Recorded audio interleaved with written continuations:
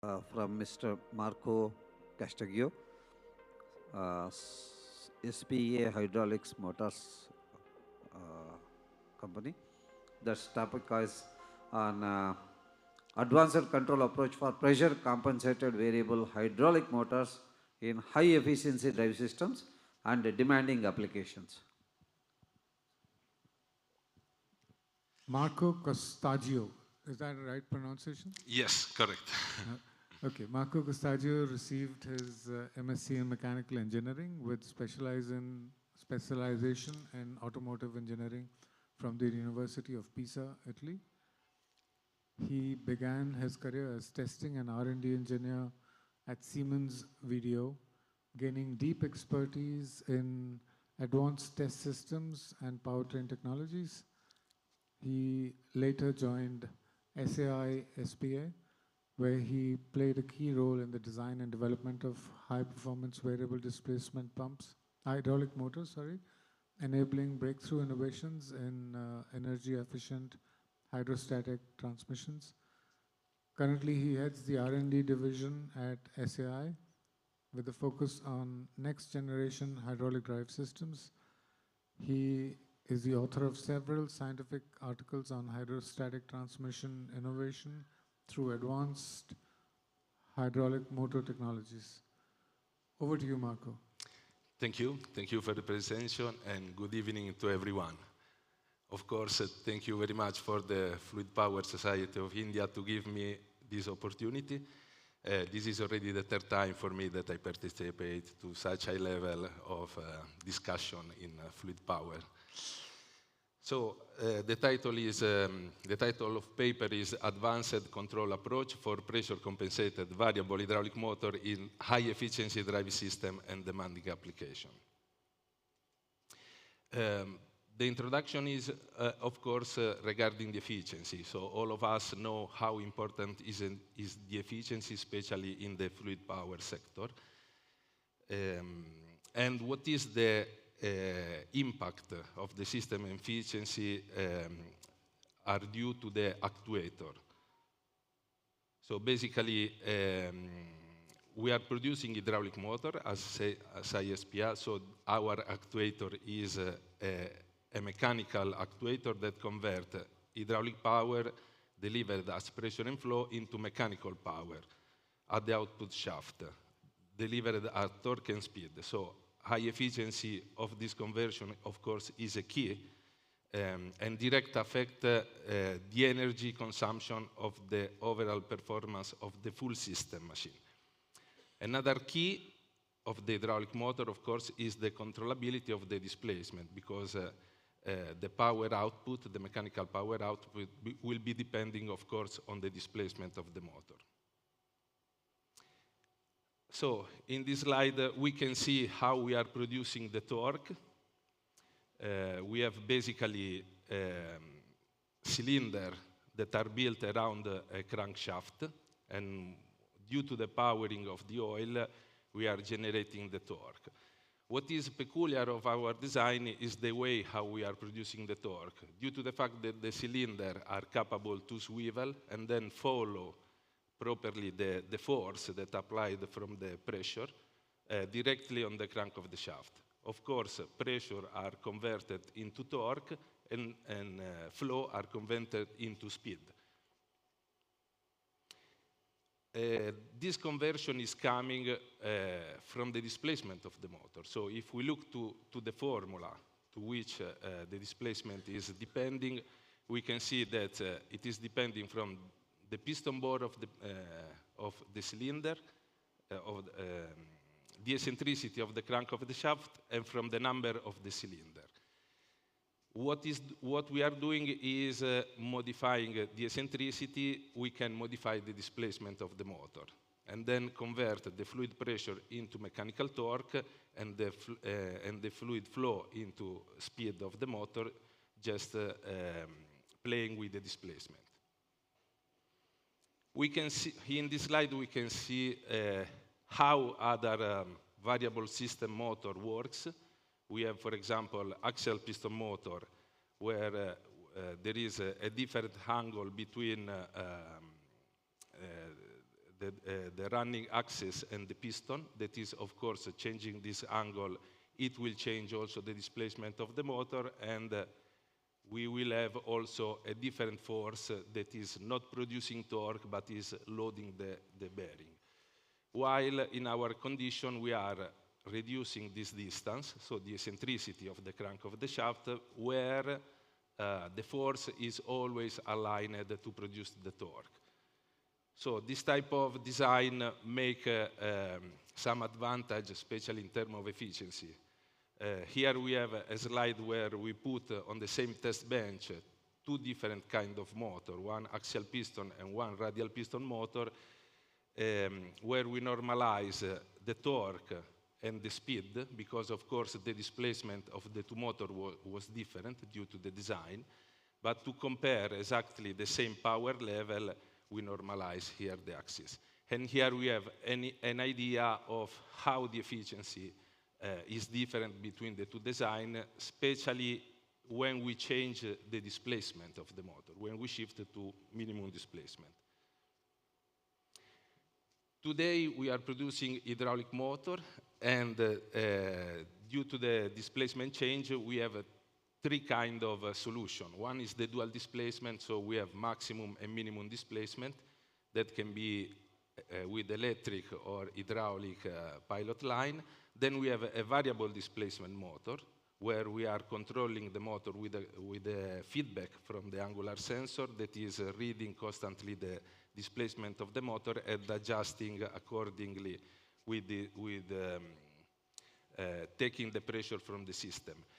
Then recently we have developed another way to control the displacement, that is the constant pressure. It is a self-adjustment system where the motor can regulate from minimum to maximum displacement in each step that is possible between the two displacements, and that will be done automatically from the motor. So, as already explained, the constant pressure mode is the most advanced implementation in the pressure-compensated self-regulating system, where the motor automatically adjusts its displacement in order to maintain a constant inlet pressure regarding the load variation that is applied on the shaft. For this development, we have two innovations. The first is that the motor is self-adjusting its displacement according to the load on the shaft, and then the operator have to do basically nothing, while in the variable motor, we have to set a way to control the displacement where the operator can define which level of displacement, or the system have defined the level of displacement. And the other innovation is that it is completely full hydraulic system, so and it is integrated into the motor cover without any sensor. Here we have a brief idea of how the structure works.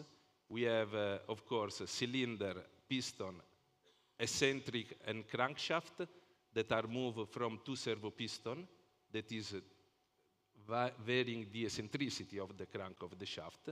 Then we have a constant pressure valve integrated here in the distributor. Now you cannot see very well on this slide, but here there is all the channel inside to create this hydraulic sketch in order to make the system running. And the motor will adjust the eccentricity according to the load that is applied and then to the pressure that is on the system. We have put also some auxiliary device in the system in order to have to force the motor always to maximum displacement if we want to start always in maximum displacement, or to force the motor always in minimum displacement. So we have two override into the system. And then we have another extra line where we can shift the motor from maximum to minimum independently if the motor is running or not, or independently from the pressure that is on the system. So we have basically some advantage compared to the variable solution.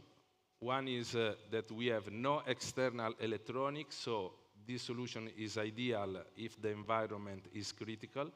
we have a self-regulation, so the motor automatically adjusts its displacement without basically do nothing, only the load from the system. It is very compact because everything is inside the distributor, so we are not increasing the size of the motor. We can have very fast response because according to the load, the motor will adjust the displacement accordingly. And that means energy saving, because if we need to run very fast without so many flow in, the motor will arrive to the displacement needed without do anything more. That means energy saving. Here we have a slide where I'm representing the typical way to run this type of motor. So we have a yellow area where the motor starts in minimum displacement. So in this time, the control valve is stay closed because the pressure is below the setting that is decided. There is no flow that is reaching the shifting of displacement channel, and then the motor will stay minimum displacement. The eccentricity will be on the minimum position, and the motor in this condition deliver always the highest speed with the minimum flow demand.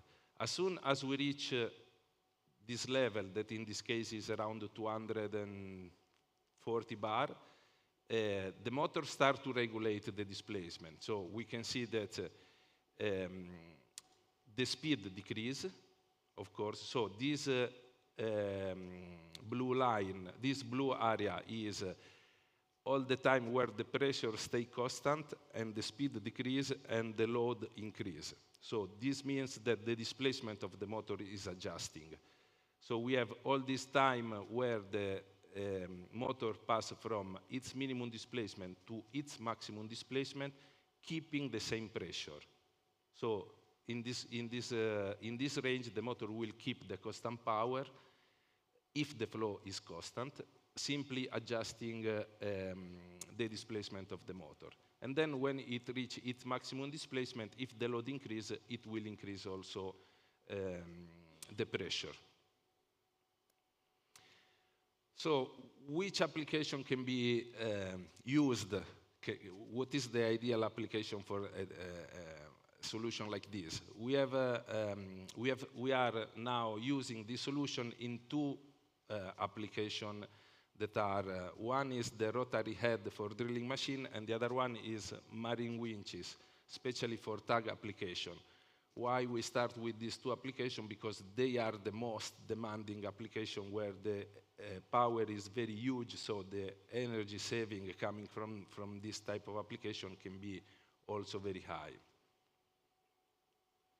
If we consider, for example, the tug application, we can see that to bring in the harbor a big ship, we need to keep a constant pull force, and according to the wave of the sea, the winch have to adjust and to run very fast to keep always the line as the pull force needed. This means constant pull line regarding of speed of length, automatic adaptation to varying load caused by wave, ship motion and towing resistance, energy saving because the flow coming from the pump will be the minimum. We can start the motor in maximum displacement, so if at the beginning the load have to be very high, we can bring the motor in minimum displacement, and this is fully integrated hydraulic system. That means that the motor can be inside the deck, so in the very high environment.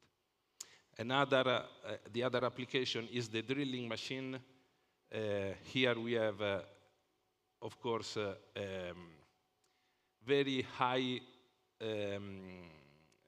request demanded according to the ground. So in this case, the operator is just drilling without choosing the gears to drill the ground. So the time to create the hole will be drastically reduced according to the ground resistance, and the operator is basically just waiting without choosing the gears to set the ground.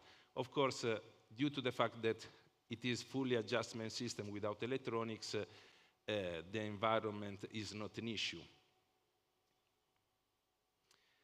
Here we have some tests that we have done at the beginning of the development, where we put a fixed flow of 190 liter and then a controlled hydraulic load circuit to simulate real operation stress, and then a sensory instrument for all the measurement.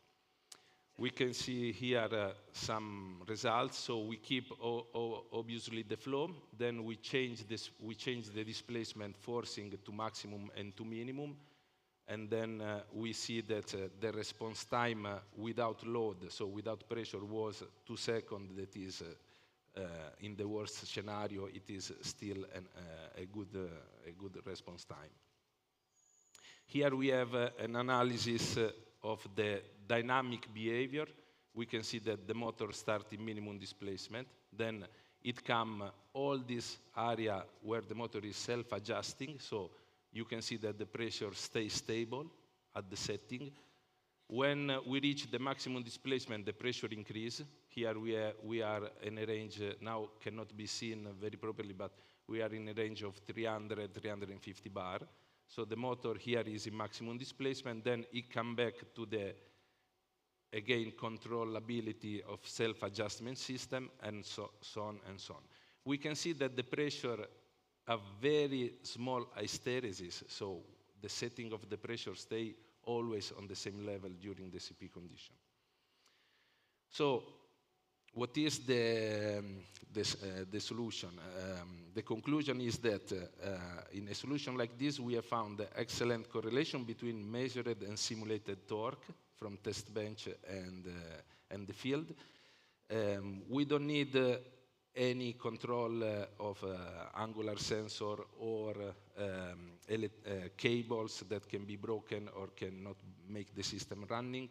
And the possibility to adapt the displacement of the motor to the pressure variation coming from the load is something that is helping the system to make absolutely more efficient and, of course, to save and to make it simple.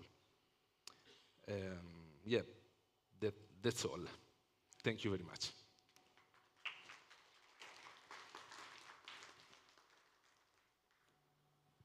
That's a wonderful presentation by Mr. Marco.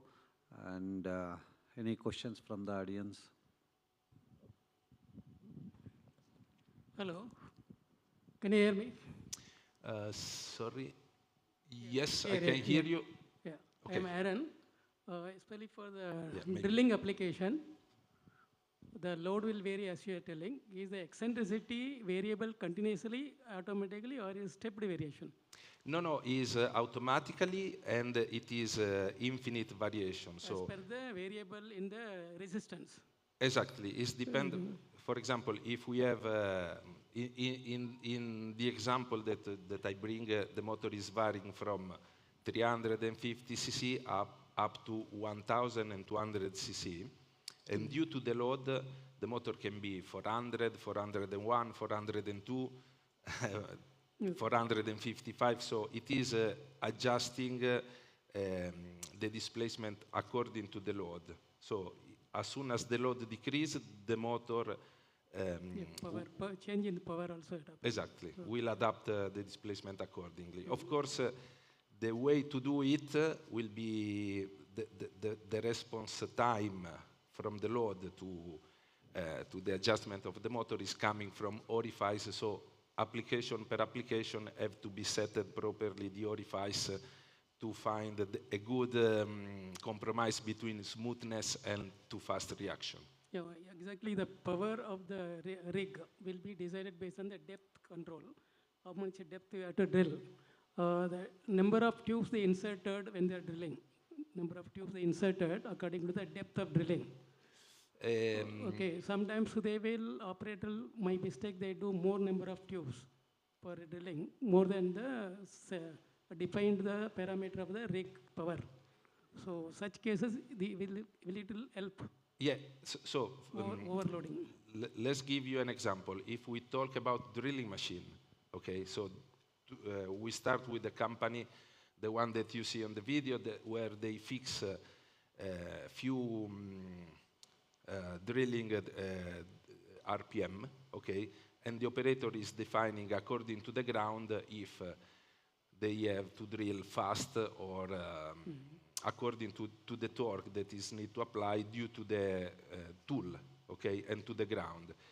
In this case, we change from the variable motor, where the operator was selecting, let's say, soft ground, medium ground, or very hard ground, okay? We change with very hard ground, very soft ground, and self-adjustment ground.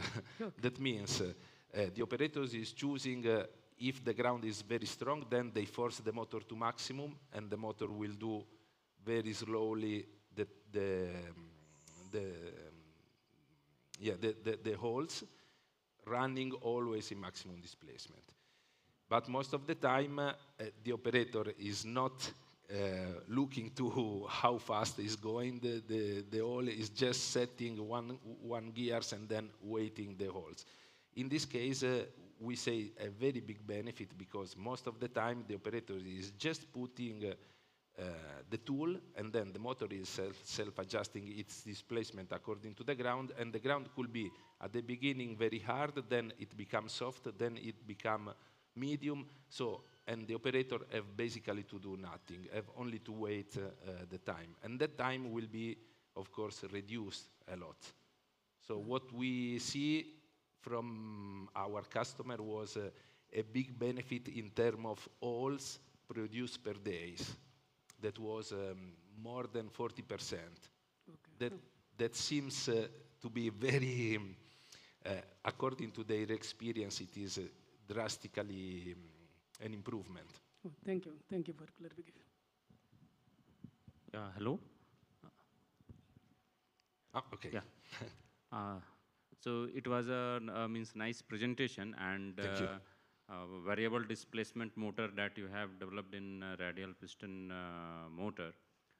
So we have pump controlled system and hydraulic motor controlled system. This is coming under hydraulic motor control system, because displacement is being controlled based on the system pressure. Correct. But when we compare between pump controlled system and motor controlled system, which one is having more efficiency? Because prime objective is to enhance the efficiency of the individual component. Yeah. So, very good question. In the one of the video was referring to a winch application. Okay, so in that winch application, the pump was a load sensing. Okay, so our customer was not capable to find what was the gain in terms of efficiency between the standard solution that was dual displacement hydraulic motor. It was from Aglun's and our solution. But they found a fine-tuning between the adjustment of the pump, the load sensing pump, and the adjustment of the motor through the orifice. As soon as they found it, the big advantage that they seen is on the heat generation on the system. So in that case, so coming back to your question, is better to optimize the pump or optimize the motor? I have not an answer for it, because we are only producing motor. So, but I can tell you that keeping the same pump and changing the motor, what was very well measured was that the decreasing of the cooler system of the heat generation was drastically something like 40%. So they see very big benefit in terms of the cooling of the system. That means less power lost. Marco, just one question. Yeah. Maybe in the second last graph, you had shown Q min to Q max increase. Yeah, This same. one? Yeah. Okay.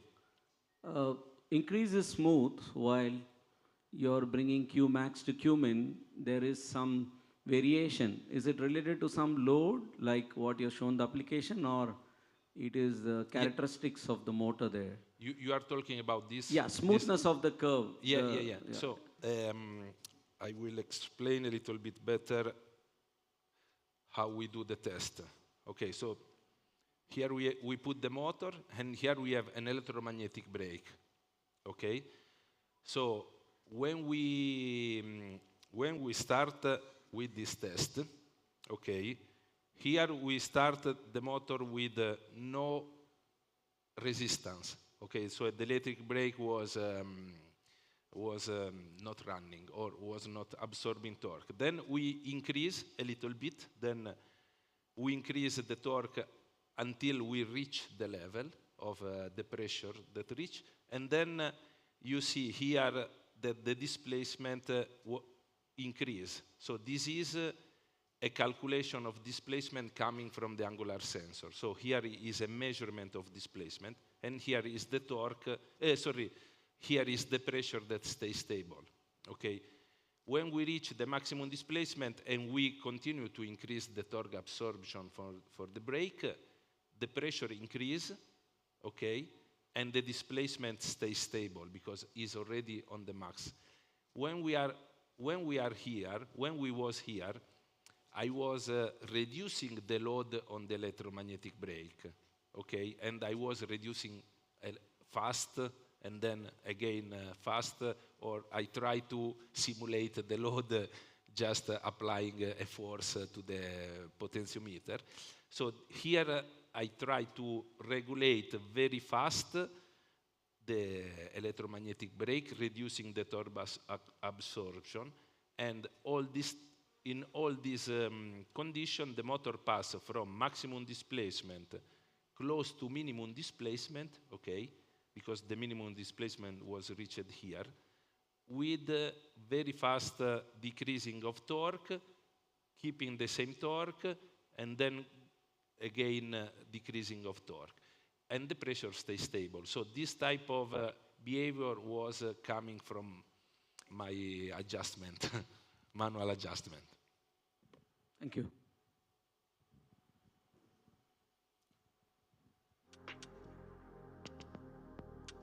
Thank you very much, Marco. I think there are no more questions. I'll present you a small memento.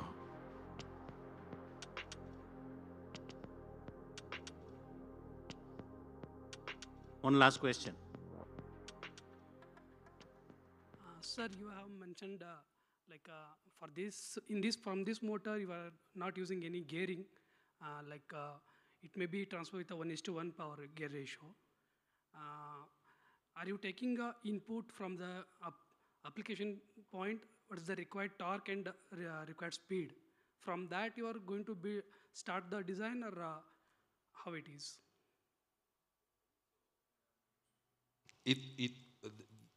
At the beginning of the setting, we start the approach with the winch that we see in. For that case, we had a requirement from the customer that was asking to have a variable motor, okay? And then we provide to them a motor with a potentiometer, and then giving electric signal. They were adjusting the displacement according to the load on the drum. Okay, so they put sensor to understand what was the load on the drum. They put sensor to understand what was the load on the pressure in the system, and they were adjusting the displacement according to a code that they write on the PLC, and then the motor was doing a kind of self-adjustment system through a controller, okay? This system works theoretically and works also on the field, but as soon as we put the motor and the system in the deck, okay, this system doesn't survive enough. After a couple of years, there was rust, there was, because in the deck area, in the tug, you can have raining, you can have water from the sea, you can have wave, so it is very hard environment. Then they ask, because they were very satisfied about the performance of the winch itself, they ask, can be possible to do something fully hydraulic with, without any sensor? So then we try to understand, okay, what was your logic behind this type of winch? And they explain, we need to know which is the pressure and try to keep the pressure always at the same level, okay, to have the pulling force and the adjustment on the cable always in the optimized way.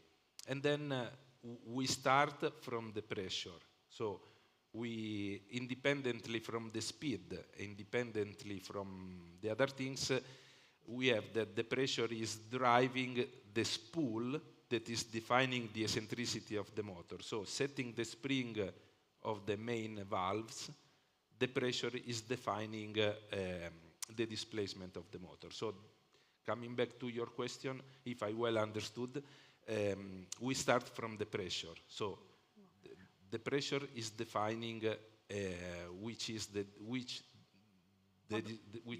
displacement the motor have to be. Yeah, for the winch application, that's right. But in the drill rig application for the rotary head, it will be from the torque and speed. Correct? In the rotary application, in the rotary application, basically they fix also the pressure. They say we want to not overcome 250 bar. Okay, our best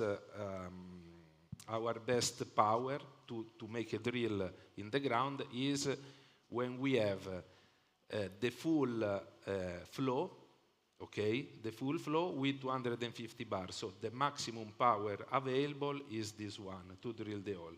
Okay. Then as soon as you fix the power to drill each hole, this power have to be split in torque and speed. Yes. Okay, so, and this will be the purpose of this self-adjustment. So if the torque, if the torque is too high, to keep the same pressure, we need to increase the displacement. If the torque is going to be reduced, we will decrease the displacement, increasing the speed. And this is done automatically, and that means much more simple system, much more simple system for the complete machine, and major benefit in terms of save of efficiency. I think. I'm sorry for interrupting. I think due to time constraint, I request the participants to interact directly after his session. We will start the new session. I mean, other. Anyway, I will be available. Yeah. That's. Thank you for cooperation. thank you.